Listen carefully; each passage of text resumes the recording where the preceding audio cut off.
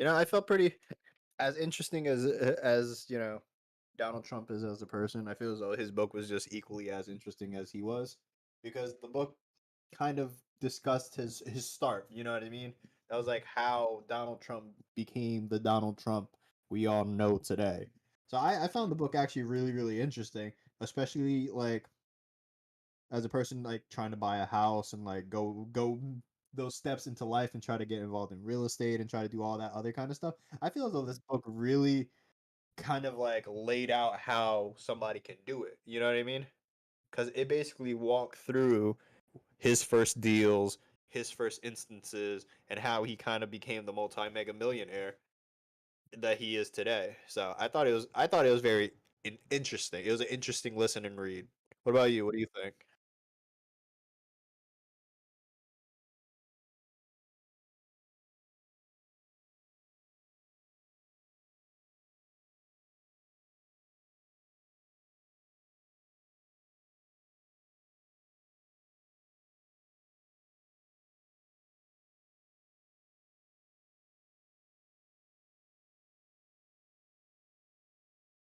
Mhm.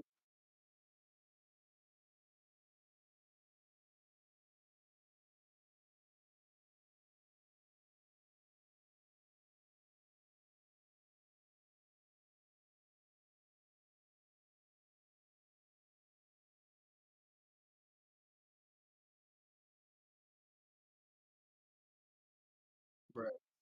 No, yeah, I get it. I kind of get that vibe too. It's really interesting because if you boil it down to the meats and the potatoes of it, I think what's he's technically first generation, wasn't he? Like his Mm. dad was a he came over as an immigrant, or like if not, he's at least second generation. But I don't know, for this odd reason, I got the vibe. Maybe I was tripping that he was basically first generation. His old man came over and just did everything he had to do. You know what I mean? And Right. just made his bag, and then kind of like shared how to get your bag with Trump, and that's how he got his start. It's interesting that you mentioned that he seems like he comes from very humble roots. You know what I mean? Yeah. Because that he mentions like how big his family and how much influence his family really was to him in his upbringing and making him who he was, and between teaching him how to be good with money, how to treat and interact with people. You know what I mean? How to always get the best side of the deal. Mm. It's really an interesting concept to think about because he does come off as this arrogant, pompous, he had it all growing up kind of person. But maybe it's the way the book is written, and obviously since it's written about him, by him, for him, obviously it's portrayed in a more better light. Yeah. But it really seems like he worked from the ground up, even the ground up in a sense like, his dad had a business and he basically ran the family business and decided I can do better than this kind of Mhm. situation. You know what I mean? And Yeah. honestly, if you think about it, a lot of people can find themselves, in that position. It's a matter of, taking that extra step forward, right? Like using that money to build on your own idea and dreams, right? Like how many people like come over and their parents have like successful starts. You know what I mean? Like nail salon owners. How many like people own nail salons? Like I think I know a few off the top of my head, and their kids are just hanging around, just that. You know what I mean? They aren't Yeah. they aren't really pushing the envelope and pursuing something outside or greater than that. They're kind of just maintaining like status quo, Mm. which is which is interesting because if you listen to the book, Trump's older brother kind of did that. He didn't really want to do anything with the family business. He kind of wanted to maintain status quo. He just kind of wanted to live his life and do whatever he wanted. You know what I mean? Yeah. So it's just kind of interesting that you can. The book seems as though it parallels life really, really well. Hmm. I agree, man. And oddly, yeah, like you're saying that, and I guess I don't realize. So look, man, it's funny because we always talk about like, oh, like do we have enough to talk about this week? But I can already see the conversation and where it's going, right? So just to bounce off of what you said, yeah, it's funny how I feel like the immigrant mentality, right? We're very familiar with this, is to come from another place, come to this land of the free, and just make something of yourself. Right.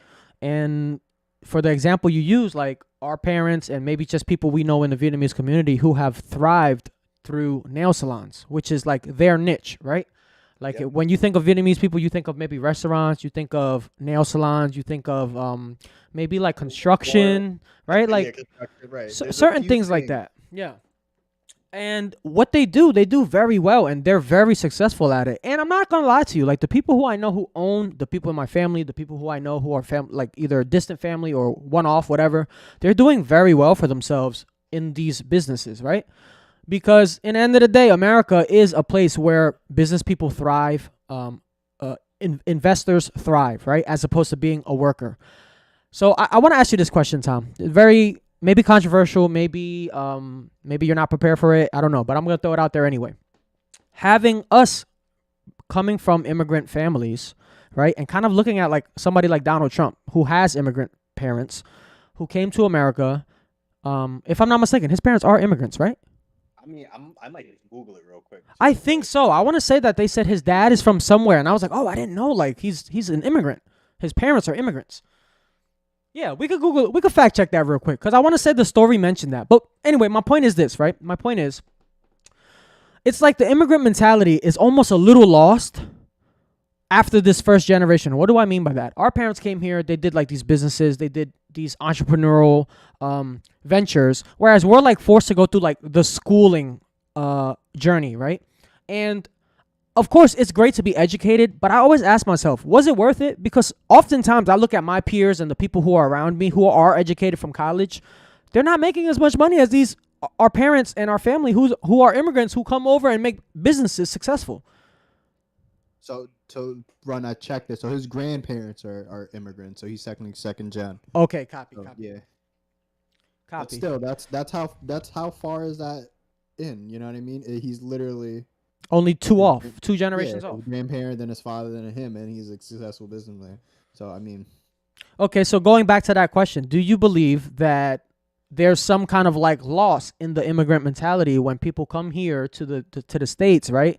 And we're forced to kind of take the like education route. Do you think so? let me see if I understand your Yeah, question. yeah. Maybe I kind of boggled that, but definitely, yeah. Is, Let's see. is the immigrant mentality lost Mm-hmm. because now that we are here? Okay, I think I get what you're saying, and I want to say I think it gets watered down, Hmm. Fair right? enough. I 100% think that's a thing. Yeah. Because so this actually brings me to an interesting debate I see sometimes on the internet. It's between West Coast Asians and East Coast Asians, Okay. right? So clearly on the West Coast, Asian people have been here a lot longer on the West Coast versus the East Coast if you really trace it back, right? I So I on the didn't know West Coast, that, but okay. yeah, Cool. so at a certain point, like you can find like a person's great grandma speaking fluent English Right. in on the West Coast versus on Right. the East Coast. We're more first, second, maybe a third generation. On the West Coast, people are already like very deeply rooted and deeply grounded in America, having maybe four, five, six generations in. You know what I Wow. mean? Yeah. So the constant debate is whether East Coast Asians, if they work hard more, like if they work harder than West Coast Asians in terms of trying to get those like white collar jobs, Yeah. right? And I don't know if that's the nature of just how the East Coast is between Wall Street and being like doctors and lawyers and all that. Like I feel as though since we're so close to the immigrant chain, right? We're Mm-hmm. pushed to we're kind of pushed to the point where it's like you need to like be successful or you need the education to be successful to do X, Y, and Z. And that's why you see so many of us in white collar professions, Yeah. On the West Coast, it takes almost a little bit. I want to say you could say it takes a bit of an American approach after it goes down a few lines. You know what I mean? Like Yeah. at a point, it's like you don't. You'll bump into a few people whose dad did that. Their first generation, their dad's a neurosurgeon, and then Hmm. like, you know what I mean? Their dad's a neurosurgeon. Then maybe you might become a doctor, but then like the grandkid might be like something completely left wing and something super different. You know what I mean? Like Yeah. it gets. So I think the immigrant mentality kind of does get watered down, right? Because ultimately in America, I think it's by nature how capitalism works, right? Not Mm-hmm. everyone can be an entrepreneur, For sure. right? Not everyone can lead the charge. Not everyone can start a business, right? If everyone decided to start a business, There wouldn't America be would probably workers. crumble. It probably would be crumbled because Exactly. how can everyone start a business and have no workers? How can everyone be on top? right? Mm-hmm. So that's a long way of answering your question. Is I think it's watered down. I think realistically that immigrant mentality sometimes it's not even I don't even know if it translates sometimes, right? Because you Yeah. think about the people who immigrate like over to America, it's for their kids to have a better life, right? And Yeah. then they kind of like push on like to have a better life, you need you need to go to college, you need to get your degrees, you need to do X, Y, and Z, you have to do A, B, and C, like, and if you don't, like, you're not going to be successful, which is wholeheartedly untrue, It's you're right, right. right? I think that's almost the mentality that's carried over from Asian countries, Mm.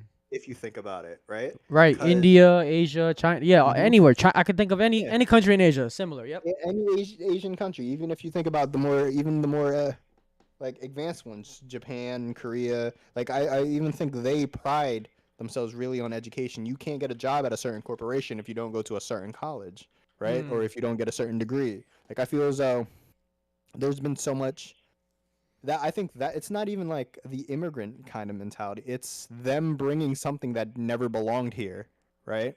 And Yeah. kind of like instilling it and forcing it upon you. It, Hmm. like that's just my take on it because you know I feel as though here, in a more Western society, like children are pushed more to be creative, kind of think and Mm-hmm. explore outside the box, kind of do what they need to do to develop that grit necessary to be an entrepreneur. You know what I mean? Yeah. And you can say you've come to America for the strict sense of the opportunity is actually there. You know what I mean? But saying that you need some sort of degree and diploma or something first to be able to gain access to that opportunity, I wholeheartedly feel that's false. Hmm. What do you think? I'll flip your same question on you after talking for this long. Like, Um, I think you're right about the watering down of kind of that mentality. But I almost wonder. It's these are the questions I ask myself when I read this book. Right? I ask myself like, okay, so Trump. Now that we confirmed he's a third generation American, meaning, his I guess third generation American. Is that the right thing to he's a say? third, I Okay. guess. Okay. Yeah, Right? that's the right thing to say. Right. So my point is, he's not far off from us, right? Just another, let's say, two generations. Basically, Right. we are in his parents, right? His father and his mother's shoes. And based on what we do and how we raise our children and what we embody and instill in them, it really determines the trajectory of our legacy, right? Right. And the reason why I say that is because you brought up something, a good point earlier, right? When we first discussed, you said, like, how some Asian American families here, like the kids are kind of just doing whatever. Right. And as much as I feel like that does hurt us, and when I say us, I mean like immigrants, right? And our legacies.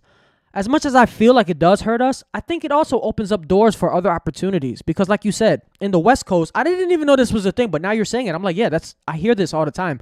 Ironically, I got a San Fran hat on right now. Repping the So wrong place, bro. you know what I'm saying? So I'll give you an example. I know we're getting a little on a tangent right here, but I just want to give you a quick example based on what you just said. I was reading about a designer the other day who has designed like some of these hats, and his parents, he was saying, is like second generation immigrants, right? So like their parents came over and they're living on the West Coast. I think his father was Korean and his mother is something else. I'm not sure, but my point in saying it is because he is a designer for Nike.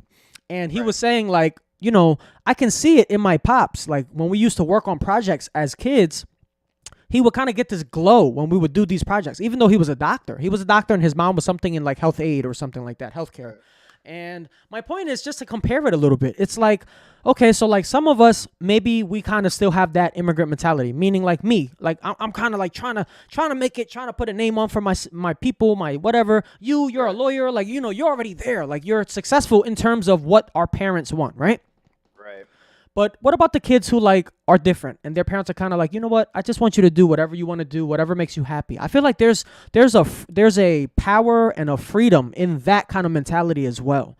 And I just don't know. I don't think we're old enough to know the difference in mentalities yet because one, it seems like you and I, we have more of that immigrant mentality. It's not washed off of us yet.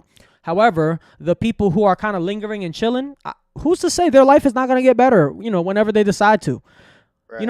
So I guess long story short, my point is I really don't know if Trump's success is as a result of the immigrant mentality being washed up a little bit, or it's just a bit of like stubbornness in his personality. Because it seems like the reason for his success and the reason why he is who he is and how he kind of rubs people the wrong way is because he doesn't give a fuck. He doesn't care, right? He goes for the big deals. Like he's very smart in business, but more than his business savvy or his business uh his brains in business, it's really his personality that like makes him shine. Whether or not you like him or not, you have to mention his name when you speak of like great businessmen. Right. No, I completely agree. Yeah, So man. here I'll toss this to you. Right. In this context, do you think he's actually successful, right?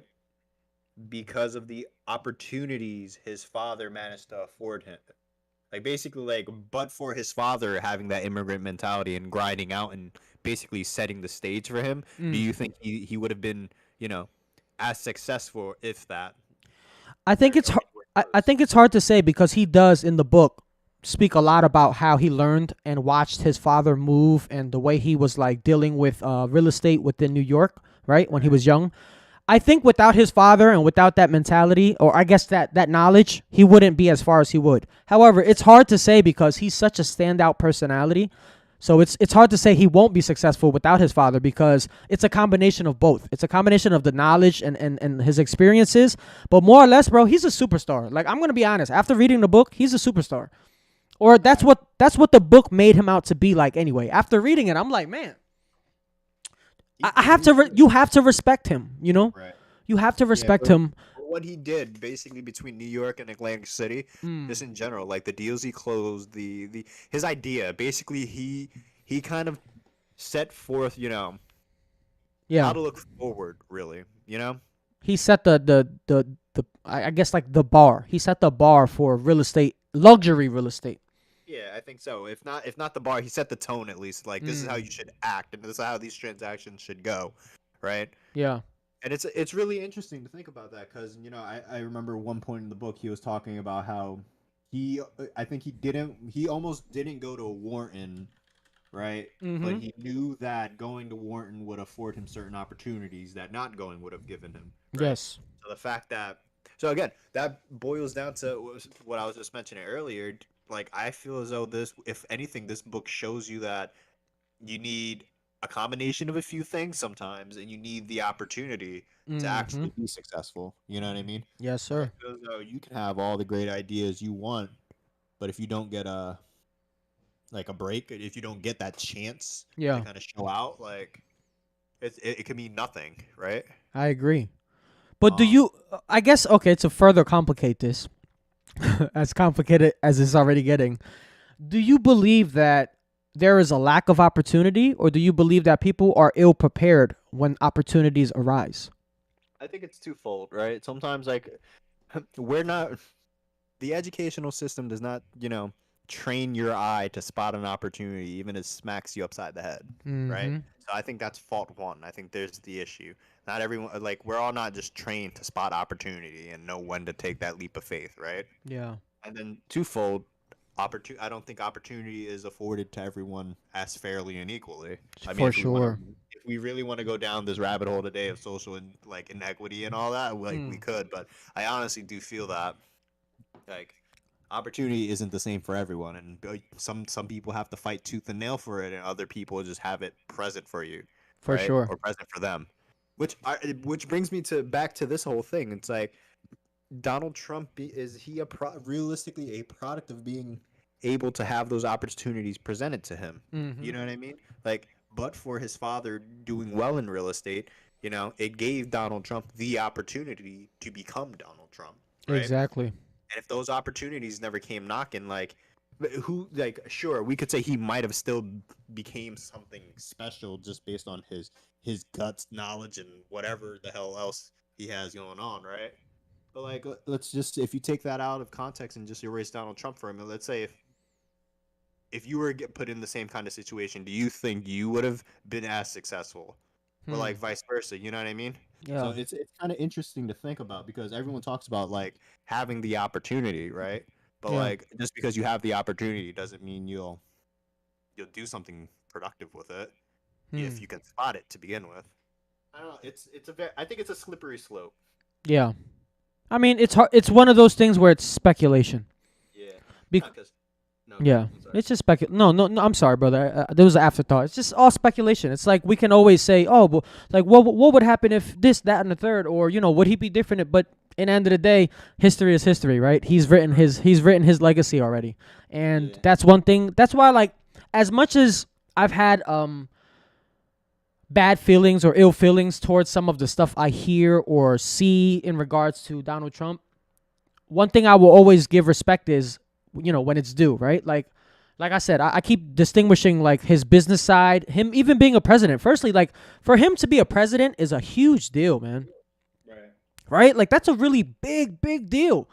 Uh, all politics aside, just for one individual to become a president is a huge feat in my opinion, right? That's like how many presidents are there now? I don't know what number we're at, but We're like 46, I think. okay, so under 50 people, right? Under 50 people in the United States so far. That's like, you're among the great, bro. You're among the great within our state, in our country, in our states. So, I don't know, man. I definitely would say throughout these books, I've grew to respect him a little more than I respected him prior to reading this book. Right. I mean, honestly, realistically, being in business school, dude, I feel as though we should. There's a strong line to, there's Trump. I feel as though he has, phases. There's Trump as a president, Mm, fucking off the wall. yeah. There's Trump as a businessman, right? Mhm. There's Trump as a personal, like, person, like people in his immediate circle, Right. and then there's just Trump in general, right? And I feel as though, again, they're all the same person, but they're the same person with a different facade for a different situation in a different scenario, right? Yeah. And this is my gripe. Like you can hate everything. You could probably even hate him as a businessman, but the thing is, it's like you got to respect him for his foresight. You know what I mean? Mhm. Because if it was that simple, that easy, everybody would have done it, right? Right. There Everybody would have been rich in that boom. there will be many more Trumps, exactly. Right. Yeah. So it took a level of grit, grind, persistence, brains, and like intuition, right, for Mm. him to do what he did. And again, like you said, you got to give credit where it's due. I think he made his mark on the real estate world, right? Yeah. He stamped it, and he said, "Listen, I'm Donald fucking Trump, and boom, this is what we're doing." So again, it falls back. He's just an interesting character. Yeah, man. Very Like, interesting. like if take actions and everything, like with a grain of salt, because he's done some shady shit. You Right. know, like media's portrayed him very shadily. I have no doubt that he's done fucking some shady shit, and this book literally is just written in the best light possible. But Mm. like even if you take out all those like negatives, there are still a little bit of positives that you can glean from him. You know what I mean? Yeah, yeah. Like just like I mentioned earlier, grit, grind, perseverance. I feel as though Mm. those are a few things that the book really presented itself. Like he had this weird aura or air about him when he had to close a deal. Like he was very persistent in getting what he wanted because he Mhm. knew, right? Because he knew he could make something out of whatever was there, and the way he kind of set everything up was Mhm. just it felt it felt genius at the time, right? It's just kind of crazy just to think about like somebody like that, right? Because without reading this book, like everyone just knew who Donald Trump was in Right. general, even before his presidency. Everyone knew who Donald Trump was. He was just that rich millionaire dude, right? Mhm. Saying And it's off the just wall stuff on yeah, reality yeah, TV. Yeah, like on some bullshit. Basically, he was on his bullshit, yeah. and it's just interesting to read a book that kind of like takes it back, right, all the way Mm. back, and how basically, if anything, the book showed that he's been on the same bullshit since he was like a fucking A kid. kid, exactly. Yeah, which See, is but fun. that's my point, man. It's almost like I look at it very I think when we look at stuff like this, we look at it subjectively. But if you take a step back and look objectively, these are some of the traits of some of like the greatest people, right? Like they're just outlandish. They kind of don't care. They're not afraid to step on toes. do wild shit, right? And it seems like from the book's perspective, he's been doing this since he was a child. And what do I mean by doing this, right? Doing this meaning like standing out, not caring. Not caring to rub people the wrong way, just saying whatever comes to his mind. And I mean, me personally, I don't agree with it, but you can't knock that it works. It does. It helps you stand. If you honestly, if you think about all the successful people in the world, if anything, and if you take the word standout out of it, you could say everyone who's like super successful is a little fucking weird. A little crazy, a little psycho, a Yeah, little something, right? yeah. There's a little something in there, right? Like if Yeah. you really think about it, like dude, Elon No, Musk is seriously. the great example of off the fucking wall. Yeah, Like yeah. he's a little interesting. Yeah, for sure. For sure. Yeah. Great mind, but a little off the. Right. See, but that's the thing, right?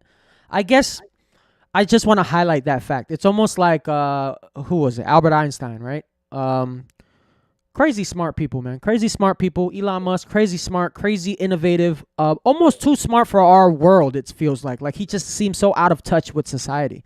Right. But super duper, like huge legacy Right. that will live on forever, Yeah, we're right? gonna be talking about him Forever, forever. forever. Which is crazy, bro. Because we think of the legacy liftoff, and this just makes me think of how much harder should I be pushing towards my dreams and my goals? Am I doing enough? That's what this Right. book makes me think of a lot. Yeah, that's true. Because really, the book actually kind of like it set up a lot, right? It kind of seemed like it went through like deal after deal after deal, and Mm-hmm. he's like doing this, doing that, and as soon as this doesn't work, he went and pivot to something else. Mm-hmm. And it is really interesting and eye opening to think about like, excuse me, are you doing enough? Like, what is enough? That's the question, right? What is enough? Yeah. And it really makes you think about what. So here's how I see it. I feel as though like having successful leaders, they have to be a little bit off, right, and a little Mm. bit different, and they seem to be have to be the ones that challenge convention, right? Yeah. Challenge the norm, right? Yeah. And here's the issue with that. I think this is my issue and society's issue with this is we tend to punish those who do not conform, Exactly. right? Yeah.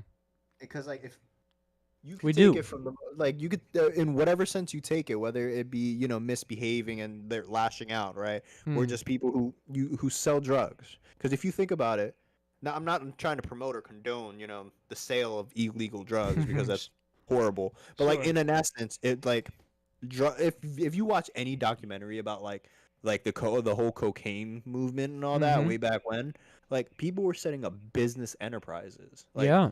it was a sophisticated enterprise. It was like it was set up in a way that ran almost like the successful ones ran efficiently like a business, Mm-hmm. right? And it's bad and illegal and do not sell drugs, but it's just interesting to think about it because again, that's illegal and Yeah. we punish people for it. But in a sense, like in a business sense, right? Yeah. It's just interesting because that's how you that's how you make money and it's something punishable. It's a punishable behavior. But if you just take that same kind of mentality and put it to something legal, like selling something I always support. Every time I see a young kid trying to sell candy, Mm-hmm. right? I support that 100%. Like they understand the hustle and the grind. They understand like the profit of a dollar, right? Every dollar goes Mm. a long way. I always support that. Every time I see some kids selling candy, I buy candy, Yeah. right? Because what a box of 12, right, or a box of 20, and you sell it for $1 a thing, and it costs them $12.99. They make like $8 on it, like, and it's slowly they understand how business works, right? Mm-hmm. And I just feel as though that's something that's lost, like in society and the way like we're taught. I just feel as though that's just not. If you're not taught or if you don't see it, like you just kind of lose it. Yeah, we're gonna open up another can of worms here with that sentence there. Yeah, I agree, bro. No, dude, Um, like I'm being so serious because like yeah. I'm just trying to think back in like school and everything is just like I'm not telling nobody to break no rules, but like it's really what it is. I feel as though everything seems to confine you, right? Well, mm-hmm. I And if guess you don't, good. I'm sorry. No, you finish, bro. You finish. Nah, no, it's all good. Good. I just didn't want to lose the train of thought. I guess based on what you're saying though, and what we're saying about Donald Trump, most of the people who decide to not conform, those are the people who I give the most credit to, right? Because Right. Think about how hard it is to go against the grain when it comes to anything. When there's a like, if you've ever watched like some of the psychological stuff that we learned in college, right? Like, there will be a circle of people, and every time somebody enters the room, they'll stand up, and the guy's like, "What the heck's going on?" But eventually, he starts standing up with them too. Like, he just conforms. It's so in our nature to conform, right? Conformity is so in our nature that it's. I give them credit because they go against the grain, particularly somebody like Trump, somebody like Kanye West, somebody like Scotty Reynolds. Scotty Reynolds. For the Bulls, Scotty Reynolds. I think no, I'm mixing two names up. It's Scottie Pippen and something Reynolds. But my point is though, there's just people who like stand out, man. No matter what it is, you will remember them because they're so off the wall. Right. You know, and this is why they're so popular. This is why they're so like remembered and celebrated. So when I said like, oh, you were gonna open up some can of worms, I guess my next question goes into when I think of this book, I also think, do you think that like the school system and the way that we're kind of like cultivating workers is beneficial for us? I mean, but You know, you mentioned this earlier though. You did say like, oh, like if we don't have, not everybody can be an entrepreneur, but also I don't think everybody can be a worker either. You know? I agree. And this is, I feel as though this is a great in between. Like that's a great question, and I feel as though we can just get lost on that topic alone, because again, I think it's all mentality, right? What Yeah. separates the wolves from the sheep, right? People who follow versus people who lead. Like I think that's the distinction, right? We can teach you can teach and show somebody how to do everything, right? And you can give them the tools, but that doesn't mean everyone's going to be able to do it, Mm-hmm. right? So in that sense, I don't think our educational system puts that out there enough, right? I don't think it gives everyone the tools to be like an entrepreneur and let that individual determine for themselves if they want to be a worker or if they want to be an entrepreneur. Right? I feel as though the system trains everyone to be workers until at one point the worker goes, I don't want to do this shit. Like, why am I doing this shit? And then decides to challenge the convention, right? Decides to challenge the norm, right?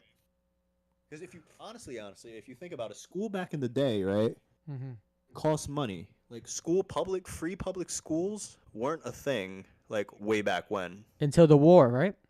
I don't know exactly when it was, but I feel as though that's like a thing. That's why there's private institutions still. You know what I mean? Yeah. Like at a certain point, I feel as though people are like, nah, we got to educate everybody, So, right? mm-hmm. Not good.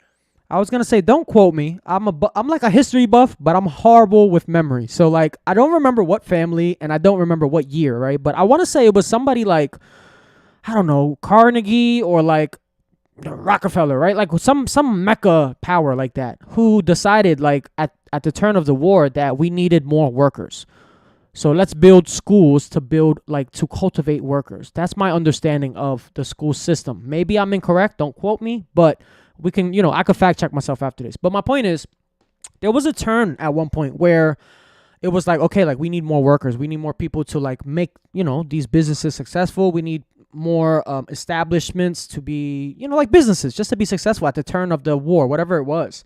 And I think that's like, it just never stopped, right? That mentality started with whatever that time was, and it never stopped. So I guess my question is to further like be a devil's advocate to what we're already talking about.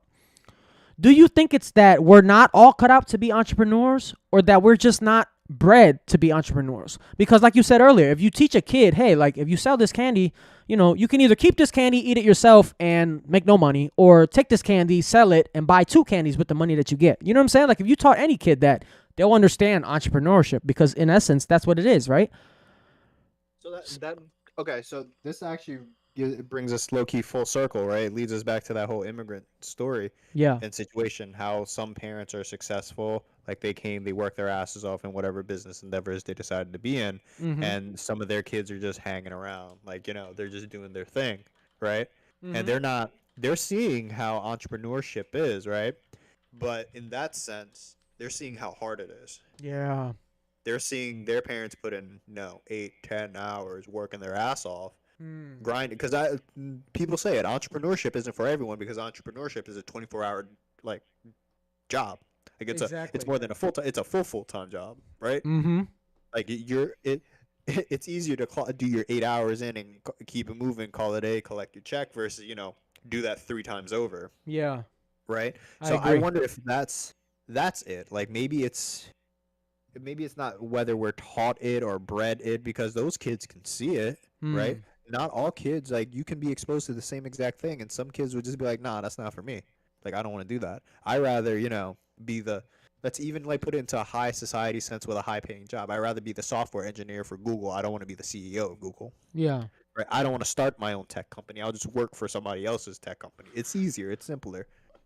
You see, but I almost feel like that's not natural, Tom. And the fact that we're talking about it as if it is natural is very scary, man. And don't get me wrong, bro. I know a lot of people who have all the tools they need to be successful and are not even trying.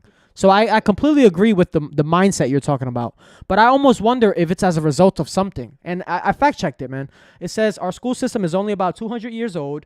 At the industrialization, right? Like basically industries and businesses needing more workers, they needed more docile workers. So they built this system so that schools basically is the system.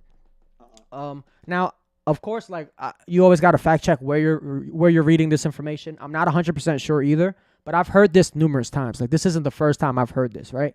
Hence, like why I brought it up earlier. I don't know, man. I don't know. And it's funny because when we're reading this book, it makes me think about this stuff. It's like, man, Because no, dude, like it made me think about the same thing too. It's like, like what the fuck? What's the biggest difference, right? mm-hmm. I mean, well, we could say the biggest difference. Like we could play the blame game, which is I think what a lot of people do, right? Yeah. Oh well, if my dad gave me some money or like helped me out or whatever, I'd be able to do it. Or if my dad had a successful business or whatever, I'd be able to, be just like him. But Yeah. could you really? Like this is what I mean though, right? Yeah. In the Yeah. same sense, you can have all the same tools.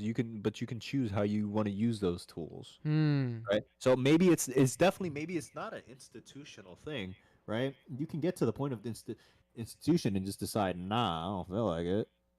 You Yeah. know what I mean? Nah, I don't want to do that. I don't want to grind my ass off. Hmm. Because realistically, the high school diploma is required or equivalent is required for any basic job whatsoever, wherever, right? Mm-hmm. But nothing is stopping you from after graduating high school at 18 to decide to become your own entrepreneur and do your own thing and make your own bag. Well, the If thing it's is, nothing's stopping you from getting a business before you have a high school diploma, right?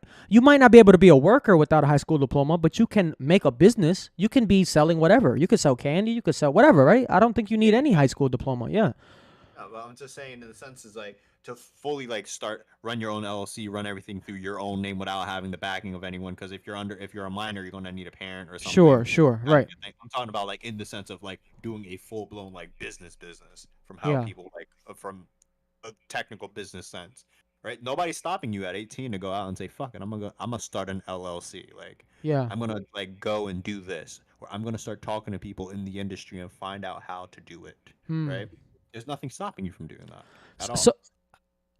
I guess my feeling as we're talking about this now, like where the conversation is leading to now, is that maybe the question is not should we be educated, but it's where should we get our education from? Mm. Right? Because if we're thinking back to our conversation, how we're talking about me and you, like we come from immigrant families, but here we are being pushed into school, finishing school, and now getting into the system and realizing we don't fuck with it.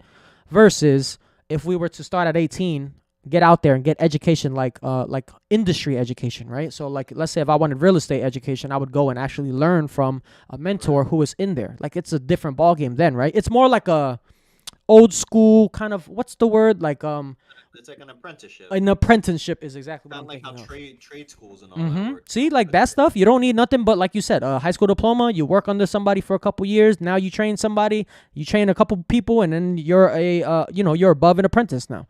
Right. You're a journeyman.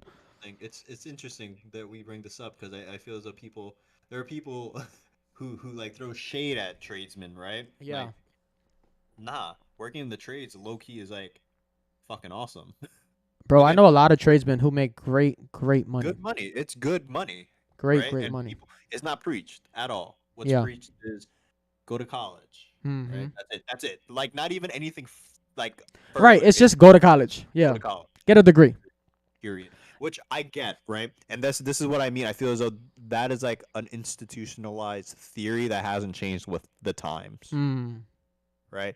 because sure, maybe in the 70s, the 80s, the 90s, maybe even all the way up to the early 2000s, right? Yeah. Like that was important. Yeah. You needed that. Where, the additional income you gained from having a college degree outweighed any other Opportunity. liability, or like basically the cost benefit was, in your favor to go get a college degree Absolutely. up to a certain point. Now, Mm. can you really say the same thing? Can, like, I don't know who can really look you in the eye and say, yeah, the cost benefit of going to get a college degree outweigh, like, the benefit it does outweigh the cost. Yeah. Like, I don't see it, right? And that's going through college, going through grad school, right? Like, I'm Yeah. afforded certain opportunities, sure, based on my legal profession and what I chose, but like that's not 100% guaranteeing me anything, Yeah. right? Because I mean, so we both had the accounting degree. Even if we went to the highest possible peak, which is working for a big four, we're not making a gajillion fucking dollars. Womp womp. Yes, sir. You know what I Yeah, I mean? know But what you mean, it's man. preached Yeah. as if, right? It's preached as if like it's gospel. Like if you get an accounting degree, you could work your ass off, get your 4.0, graduate fucking summa cum laude, and fucking go work for PwC. Not throwing shade at PwC, because if y'all want to hire legal counsel, holla at your boy. But like, you know what I mean? Though it's Yeah. does it like benefit? Because what college traditionally, if you like, we went to Rutgers. Like I want to say, shit was like 10 bands a year or something when we were in college, Mhm. right? 3 years, that's 40 grand. Sure, like your starting salary is going to be more than that, but once interest kicks in, how much of that starting salary are you really putting to your loans? Which brings me to my next point. Then, do you think people just aren't financially savvy? 1000%. I don't even need to think about it. Yes, one thousand Like percent. people just aren't. Do you think if people were taught how to be more financially savvy, that would kind of address the whole entrepreneurship? Like, would that basically teach people to basically understand money better and how to be more entrepreneurial? There's a reason, Tom, we're not taught financial literacy. They teach us. Look, I know finance majors who don't know financial literacy, right? Because they're different, right? Like, yes. To answer the question, yes. If we learn at a young age financial literacy, and I think this is the although it should be taught in schools, I keep on going to my theory. There's a reason why we're not taught certain stuff in schools. There's a reason why they teach us stuff that we don't need to literally stuff that we don't need to know. I feel like anything that you can Google, right? I mean, you can Google a lot of stuff, but anything that you can figure out by Googling for 10 to 15 minutes is not something that you necessarily must learn. Whereas financial literacy, although you can Google it, it's like you learn it through experiencing it and doing it, right? Whereas an equation, okay, Google the equation, plug the numbers in, there's your solution, okay? Whereas financial literacy, as we were talking about, for an example, going to college, you have to make the decision whether or not this college is right for you. Was Rutgers right for me or you? Maybe for us, but maybe not for somebody else. I didn't have a scholarship. I didn't go into Rutgers with a scholarship, but Right. I worked full time there, as you know. So, like, it paid for my tuition. That's an example of like a financial move that I low key didn't even know I was doing, but it really helped me. Whereas somebody else who went to my same high school, my same graduating class, could have went to out of state college, let's say Drexel, a super expensive out of state private school. Now they're like 5 times or almost 10 times in depth as much as I would have been. Had they not gone to Drexel, they went to Rutgers. They would have saved all that money. That's an example of like a financial move based on financial literacy that could change the trajectory of their life, right? Yeah, because you think about it, a lot of people are like climbing out of crippling debt, and they're like, "Fuck, I They can't put do anything." themselves in it too. That's the Right, thing. but like, so the thing is, so it's like it's. I feel as though that's like twofold, right? Like, let's look at it like this. It's like, all right, getting a college education can help you. Yeah, It will help you, right? But in order to get this help, you need to, sink in and fucking take 30 grand of debt, yeah, right? Like, I want to say it might be worth it to some people, yeah. I think it you know? depends. It just depends. It's unfair for us to say it's not worth it for some individuals, because for sure some people capitalize. Because it definitely, like, if you really think about the opportunity, right? Yeah, Regardless of how marginal an opportunity is nowadays, because realistically, I don't think so. If we bring this to like kid raising, I would probably still, sitting through all this today, right? I feel as though I would still push my kid to get a college degree, right? which is interesting. Like interestingly enough, because I feel as though one thing that it does is it will afford you an opportunity. Yes. And what do I mean by that? It will allow you to experience something that you will probably not be able to experience if you don't go, right? I'm Hmm. not talking about like the college life and partying and all that, but the social interaction aspect of college, right? Mhm.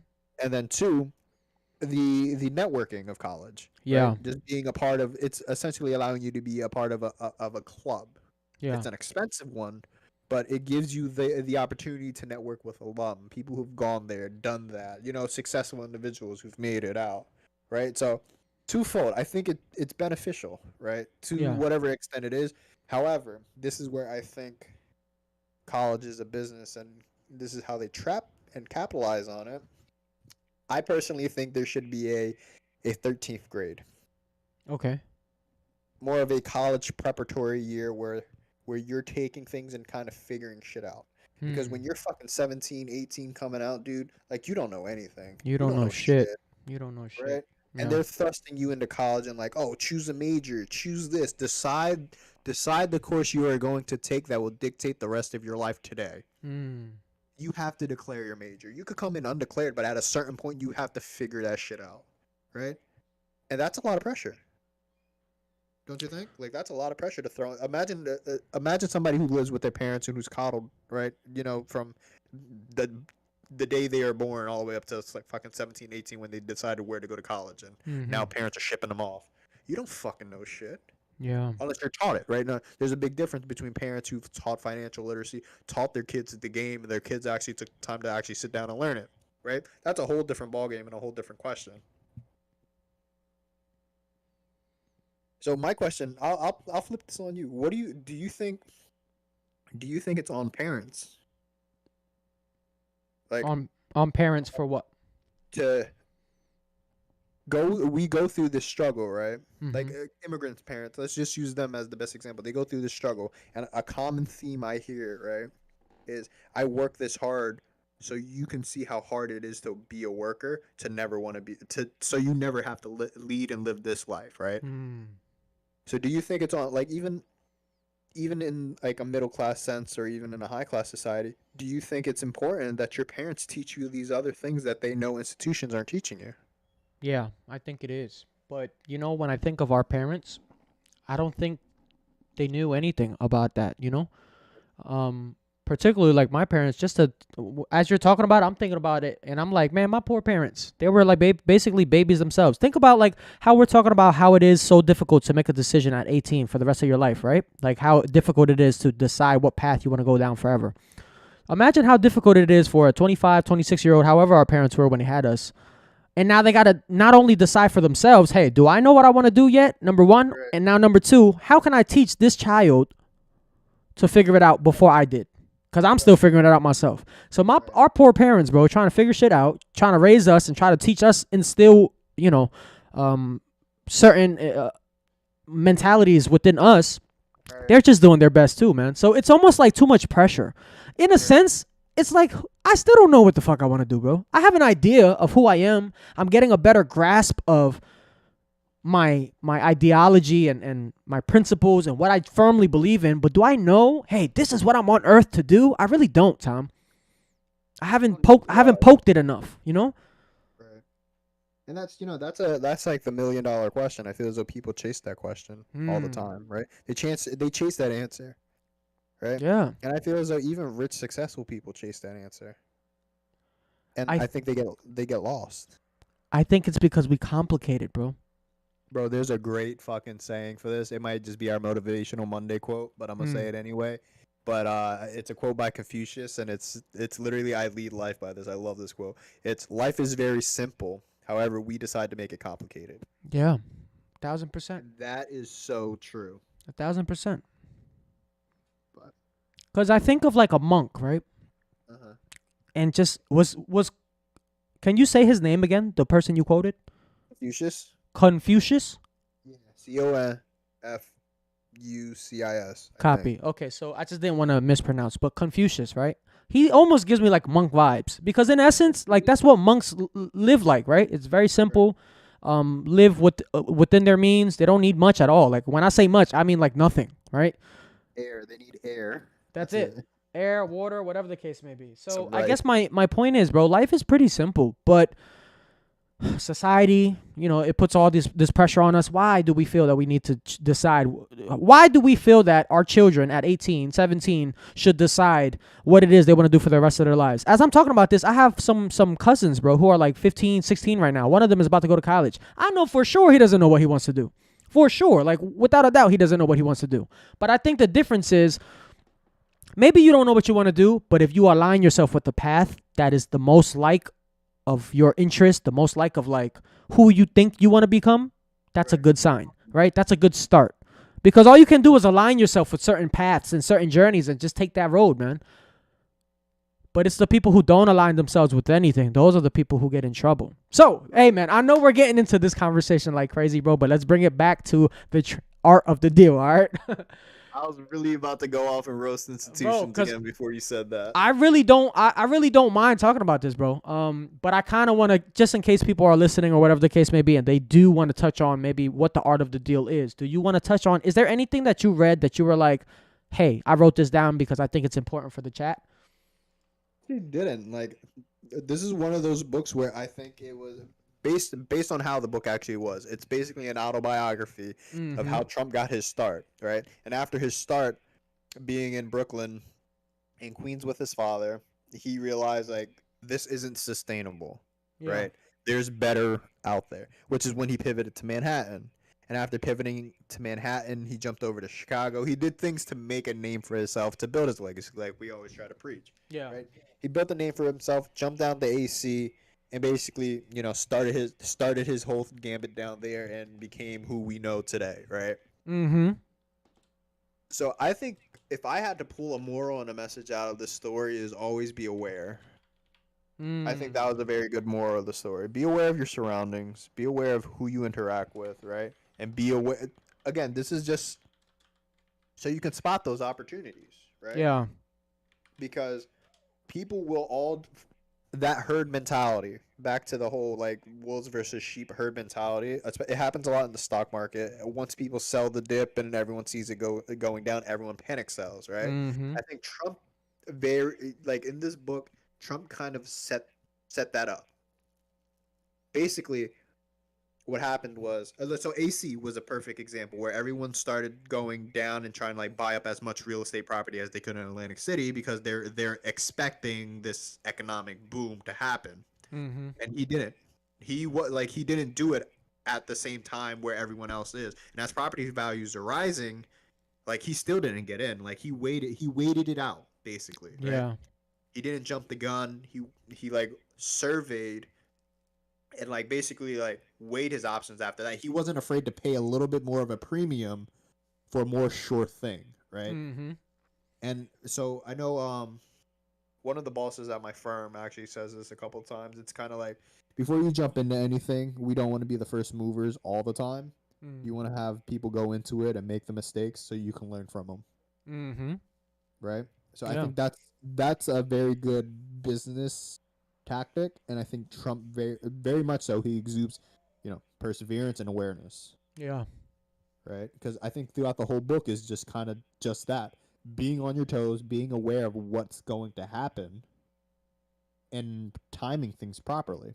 Mm-hmm. What do you think? I agree. He definitely exhibited some of those traits, especially with timing and just awareness, like you said. I think he mentioned somewhere in the book that some people have it and some people don't.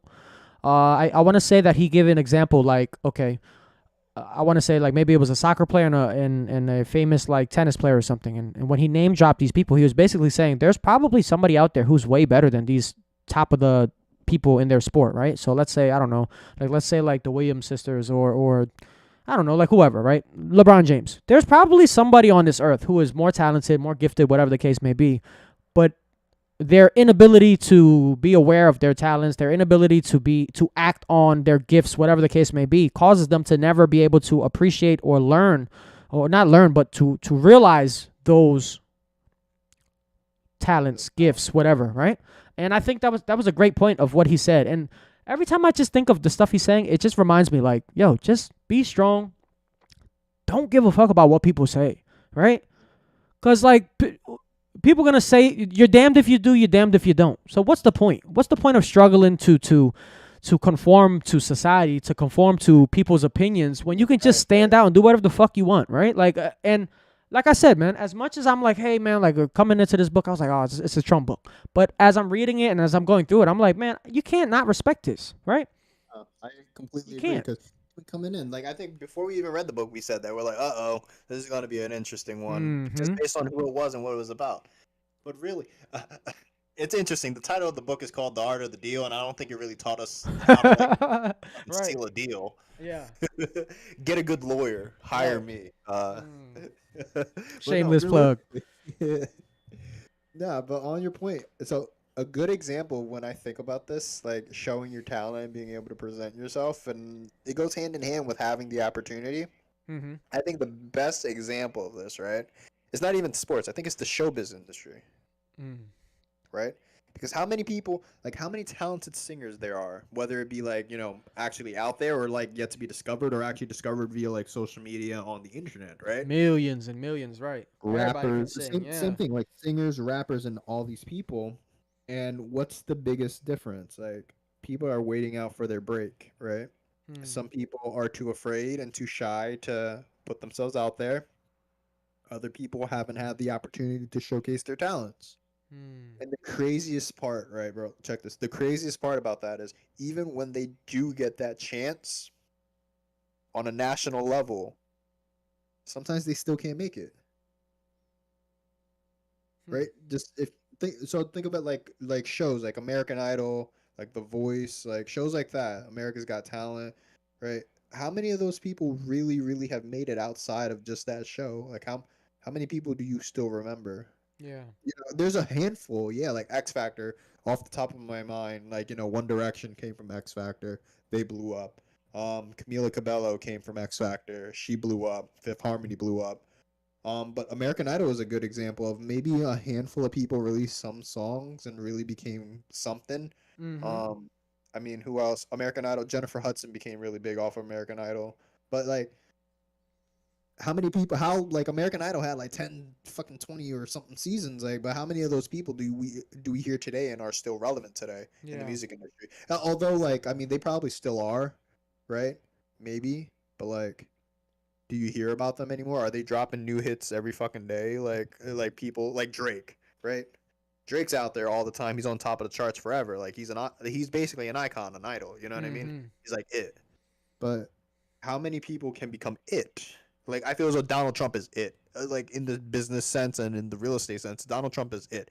He had the opportunity, he seized the opportunity, and he pushed the envelope basically to make himself continuously be relevant. Hmm. You seem perplexed. A little bit, bro. And I think the reason is because I'm searching for that answer, right? Like, this is just one thing I haven't really thought too much about. But as I'm thinking about it live here, I'm thinking, do you think that people stand out more because they wish to? For instance, and this is what I'm thinking in my head. Like, for instance, Donald Trump. As successful as he is, he doesn't have to be in the limelight all the time. He didn't have to run for president. He didn't need that. He didn't need it for his legacy either. You know what I'm saying? Like, his legacy is fine without being a president. But it's almost like he said in the book, he doesn't do it for the money. He says very clearly, it's not for the money. It's for the fight of the deal, right? It's for like almost like the "I told you so," like the I Right. said I'm gonna do it, I did it, point Right. blank, right?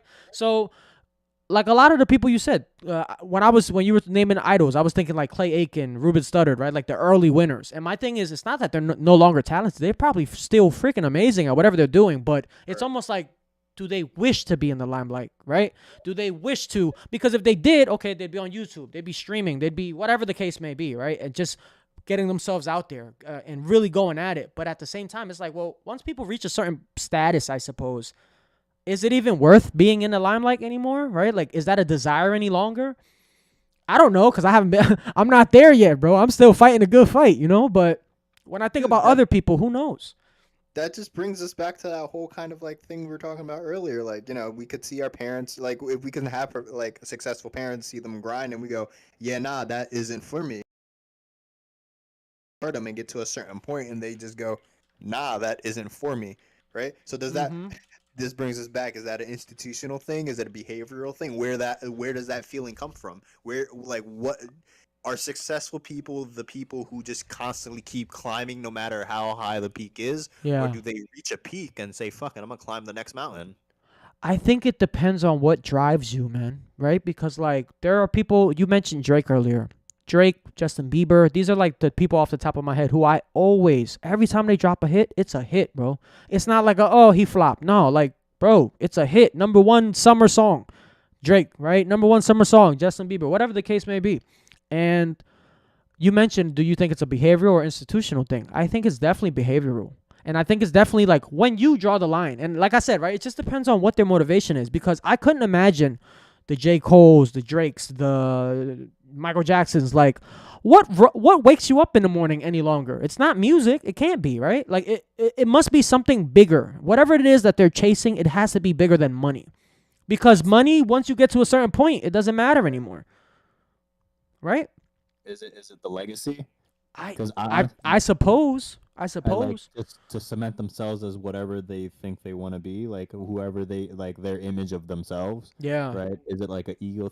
Is it a narcissistic thing? Like, is it all about? I mean, I guess yeah, it just goes back to what I said earlier.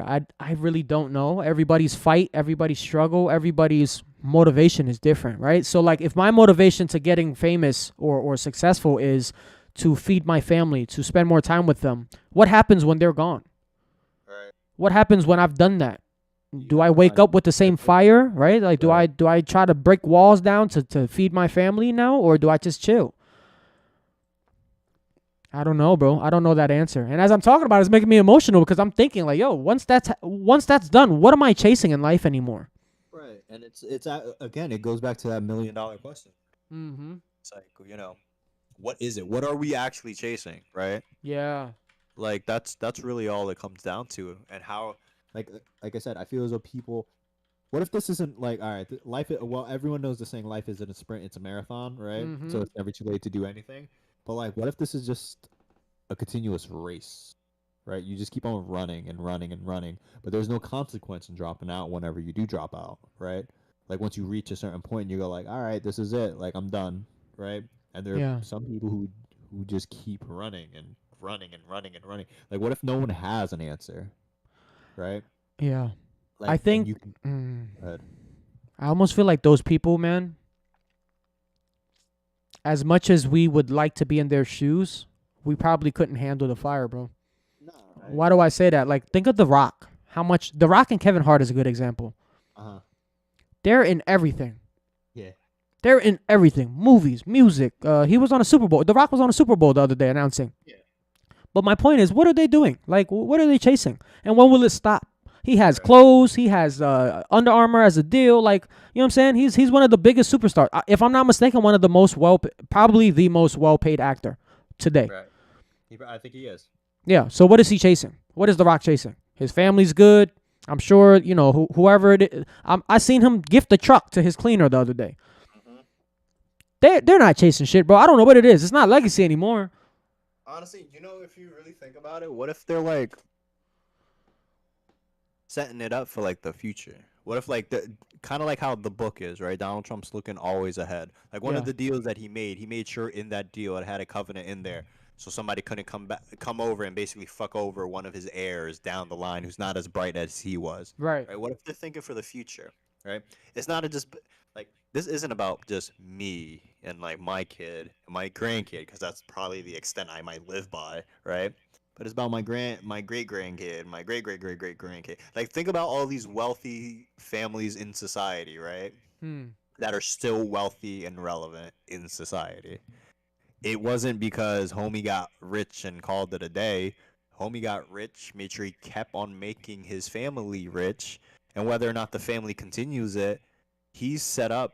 Basically, he did all the work that he needed to set up his family for generations, right? Hmm. Maybe that's what motivates people. Maybe that's the drive. It's not just about figuring it out what's in front of us, but figuring out what happens, all the way down the line. And that's what really keeps people pushing. Maybe, bro. I don't know the answer. I don't know. Neither do I.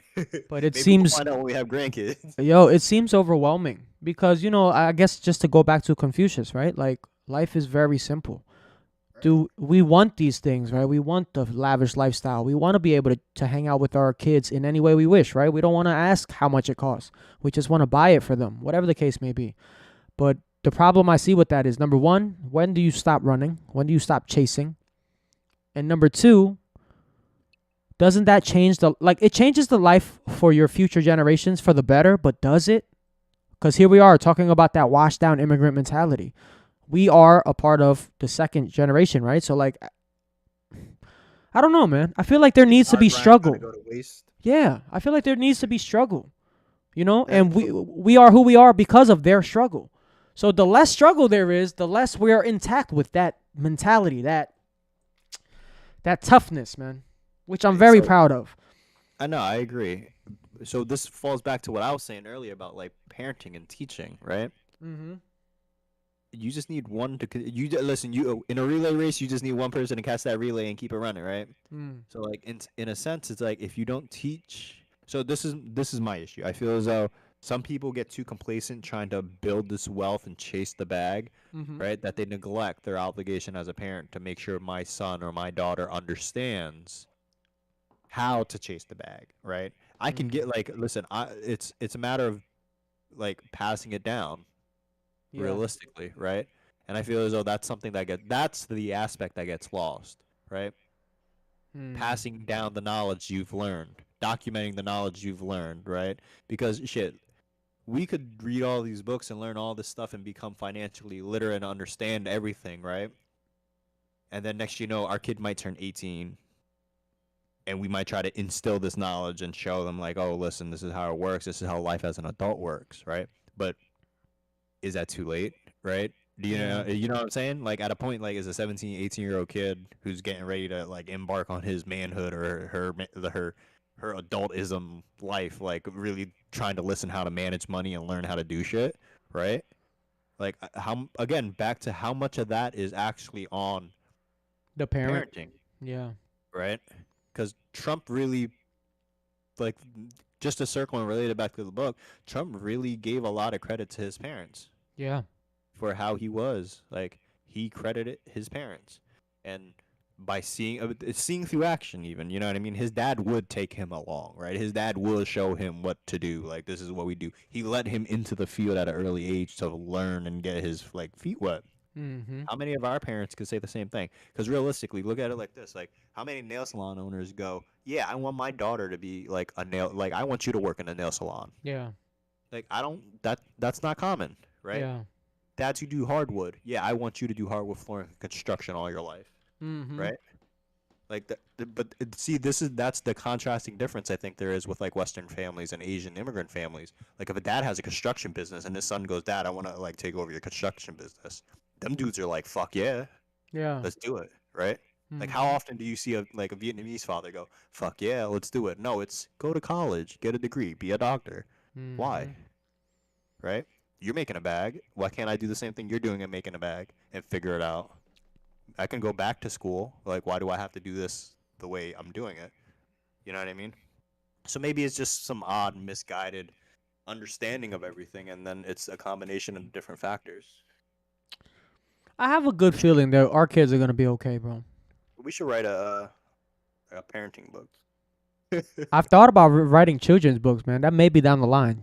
Sneak peek. Listen, But yo, I think our kids are gonna be okay. And the reason why I say that is because like who we are as men, right? Like we're asking the right questions. We are.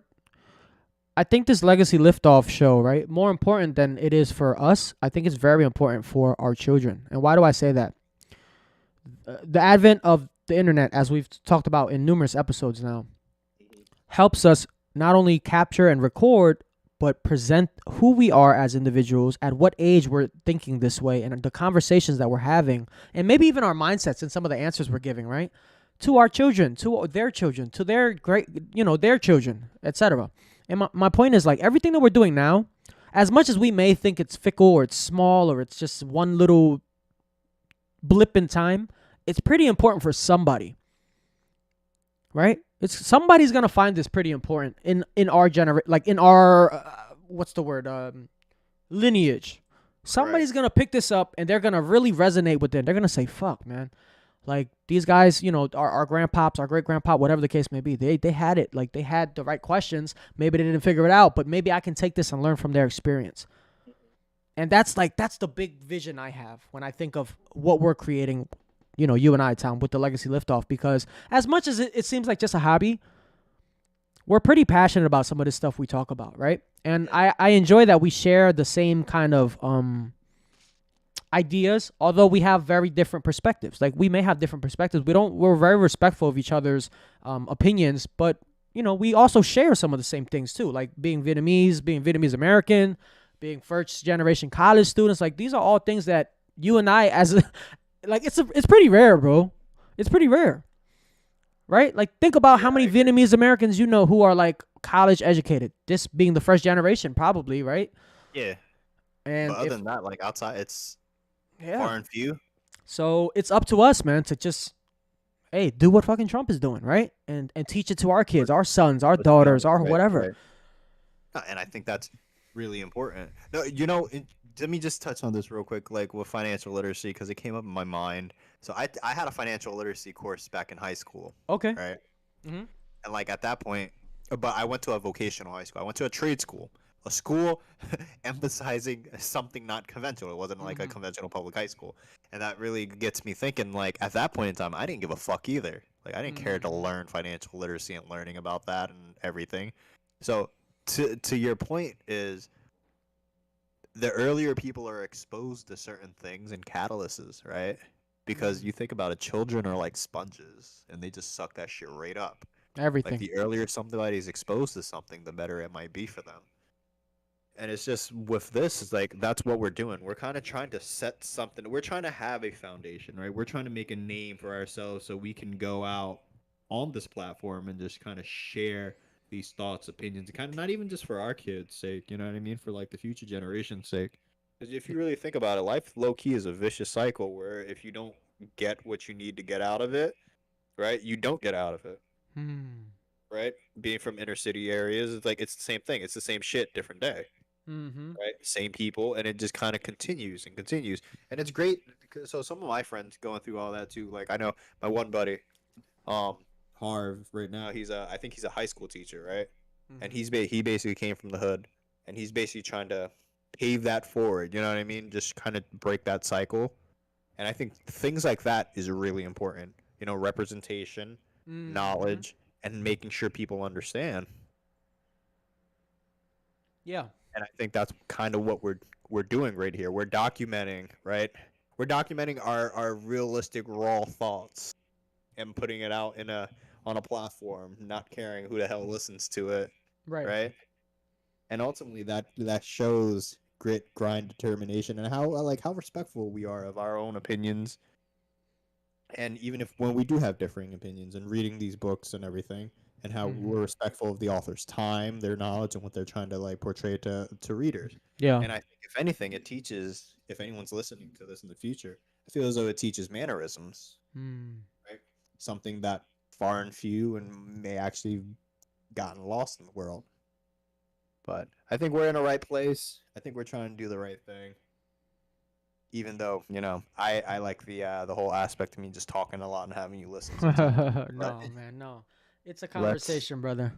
let's wrap things up. I think we went overtime today, but listen, it's been 2 weeks since we last spoke, and I guess we had a lot on our chest. Yes, sir. All right, so guys, we decided this week, as opposed to keep doing like the professional books, We gotta get our recommendations off.